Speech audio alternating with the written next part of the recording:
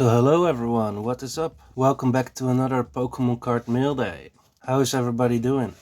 Today we have a couple of stacks of Pokemon cards that came in the last 2 weeks, and I wanted to start off this episode by showing you these two booster packs that I got for free with 2 orders of both $100 plus. I showed them in a post recently when I had to do some other stuff this week, so I was not able to create a new Pokemon card mail day on Wednesday, but indeed it was a really nice gesture of the sellers to give me some free booster packs. In that post I mentioned I still had to do some research on this simplified Chinese booster pack. As I'm seeing here in front of my computer screen, I think it is the Pokemon Vivid Portrayals Eternatus Simplified Chinese booster pack. Well, what do you know? It looks really cool. We have an Eternatus artwork. Might be from the Sword and Shield era, isn't it? And the second booster pack is a Japanese Stellar Miracle, obviously from the Scarlet and Violet era. So let's move those out of the way and start looking at some Pokemon cards, folks. Now, what is my intention with those two booster packs? I do have a sealed booster pack collection with every artwork I try to collect from Sword and Shield onward. There are actually some Sun and Moon booster packs in there as well. Anyways, let's move into the Pokemon cards, folks. So this is an order that literally just came in today. I haven't had the time to re-sleeve all these cards, and we start with a Nacli Japanese art rare Pokemon card. So today you will see a lot of Japanese art rare Pokemon cards. I have been buying a lot of these lately, as you can see the Hops Wooloo here. Moving into a Togedemaru from the latest set, Inferno X, a really cool card, and surprisingly enough, like I just said, these are really cheap, between $1 and $2, and I will try to sell them for $3. I basically purchased every card that this person had. We have 2 Toxtricities, are really nice as well. Now I will add them to my personal collection or my inventory. Those are 2 separate parts. I will show you guys on the screen right now 2 pictures of cards that I'm going to add to my personal collection that I have been saving up. You might have seen the episodes where we go more in depth about those cards. One picture is with full art trainers, and probably the first picture that you saw on the screen is entirely with Japanese art rare Pokemon cards. Or perhaps I will show you some more pictures. It's just a couple of $100. I think maybe $1,000 if you add up all the pictures.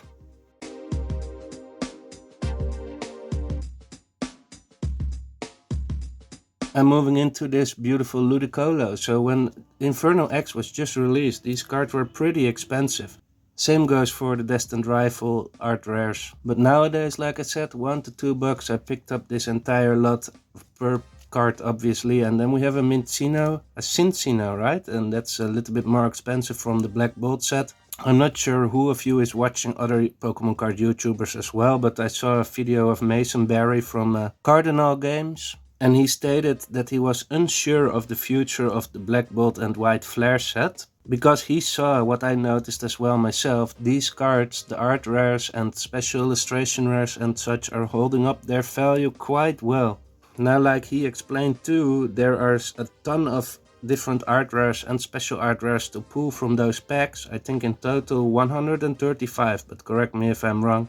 So the chance of pulling a specific art rare or special art rare is relatively really small. There won't be that many of each card in circulation, which makes the price a little bit higher compared to the art rares and illustration rares of other sets, as we move in one more Team Rocket card, a Wobbuffet. Now I have purchased this card for $5 over and over again and was able to sell it for $6, and then I spent $4 being able to sell for $5, and now I sold one recently for $5, but like I said, I just picked this up for $2. It is insane. Same for the Spider-Ups. These cards are at the moment not expensive at all, but I think they are really collectible and really cool cards. So this bigger pile of Pokemon cards consists of cards that I have been putting online recently, like last week or so, and that have not sold, obviously, because I still have them in the inventory. Starting off with this base set Ivysaur in good condition. This has been sitting in my inventory for a really long time, maybe 1 to 2 years already, but yeah, cool card, not the best condition. I decided it was time to let go of it. And then we move in a Marshadow. You might have seen it in the post that I published as well with the Pikachu. This card was hyped up so much, and I didn't understand why, but apparently because of the Pikachu gimmick in there. And there was a card in Cosmic Eclipse that was not a full art, that was spiked up in price heavily as well when this card was released or announced. So now the prices cooled off a little bit, and I thought, okay, let's buy 1 or 2. You will see one more. purchased that Marshadow for $9 and I'm trying to sell it currently for $12. It is in great condition. 10% off obviously if you buy more than $50 as usual. So we had this Deerling that I've been buying and selling a ton of as well.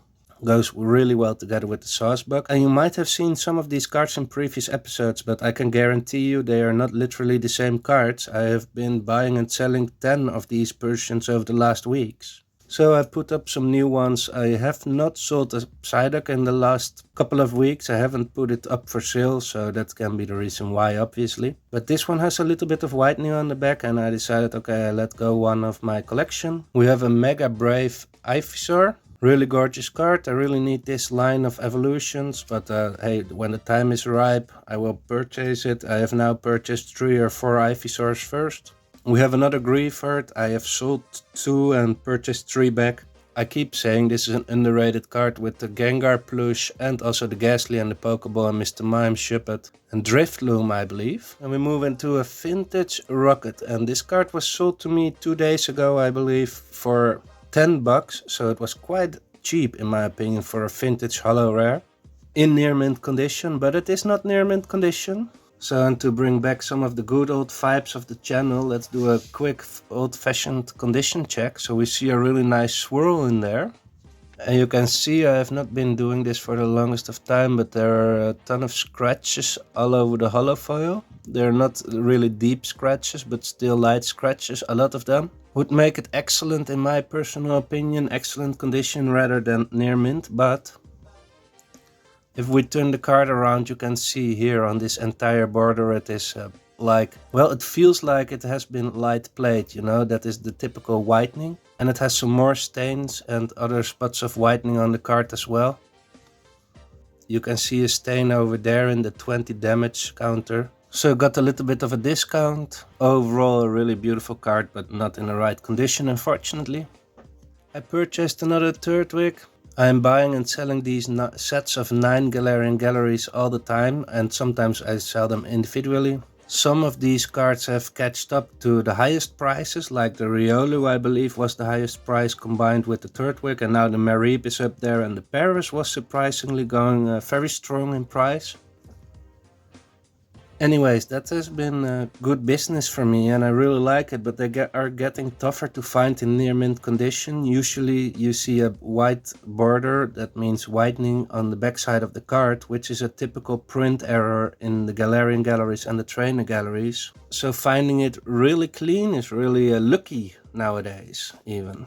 Then we have the Darkness Ablaze Mew. You don't see these too often as well, but I can understand why. It's a regular ultra rare that goes for about $3 to $4 right now. I've been purchasing some Jolteon EXs, some Vaporeon EXs, Umbreon EXs in Japanese, as you will see. Let's go over these cards a bit quicker. I think these are all regular ultra rares. We have some more 151 cards here, Dragonair, Ivysaur. Yeah, in the last episode or 2 episodes ago I was just talking about how I was able to sell a lot of these Japanese full art Zapdoses, and I decided to purchase some more for $5 to $6, trying to sell for $8 currently. Usually people will search for the cheapest copies themselves and I don't mind sitting on it for a little bit, but if they see my inventory and they see how many cards I have and they will put it all in the shopping basket from separate sellers, all the lowest listings in Card Market, yeah, you will definitely still end up spending more than with me if you have to buy it from all the individual separate sellers. And then there is even the 10% discount on all orders of $50 and above as we move into this really cool looking Japanese, traditional Japanese. Is it Oriental Vibes Lileep card? I really like this one as well for the price that it currently is.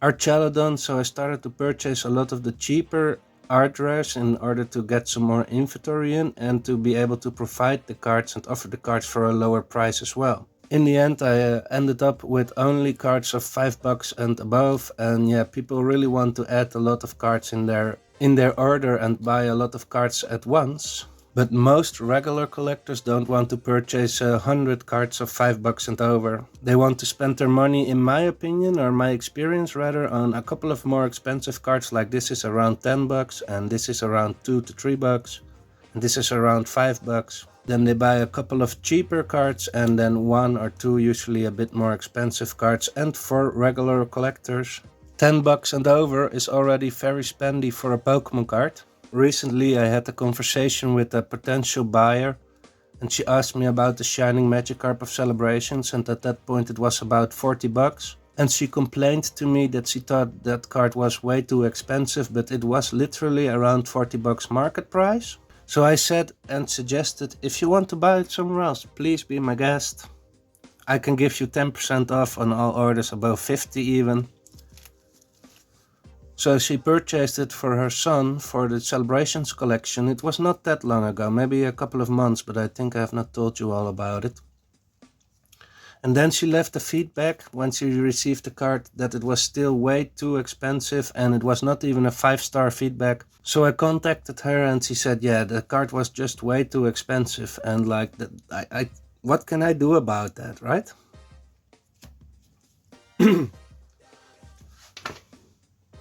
I don't ask $80 for it when it is $40. The card is literally around $40, and yeah, it is your own choice to buy it. That buyer's remorse, you don't have to take that all out on me, because I really try my best to get the cards and sell the cards as cheap as possible.